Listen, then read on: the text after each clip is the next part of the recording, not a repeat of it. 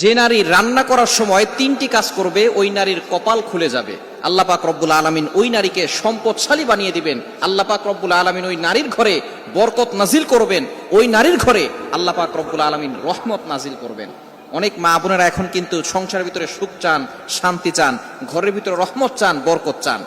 বিশেষ করে যে সমস্ত নারীরা সংসারে বরকত চান তারা কিন্তু অবশ্যই এই তিনটি কাজ করবেন। দেখবেন আপনার ঘরের ভিতরে শান্তি আসবে এবং আপনার রান্না সুস্বাদু হবে এবং আপনার রান্না যারা খাবে তারাই আপনার প্রশংসা করবে। আমরা অনেকেই কিন্তু নিজের প্রশংসা শুনতে চাই এবং অনেকেই আমরা ঘরের ভিতরে বরকত চাই, রহমত চাই। এজন্য আমরা এই তিনটি কাজ করব।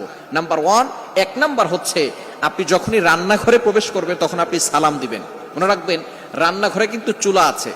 এই চুলা, গ্যাসের চুলা বলেন আর যেই চুলাই বলেন, এই চুলা থাকার কারণে যখন আপনি রাতের বেলা সেখানে থাকেন না, এখানে কিন্তু জিন জাতি থাকার সম্ভাবনা আছে। এই জন্য যখনই আপনি রান্নাঘরে ঢুকবেন তখনই সর্বপ্রথম 1 নাম্বার কাজ করবেন, সালাম দিবেন, আসসালামু আলাইকুম ওয়া রাহমাতুল্লাহ।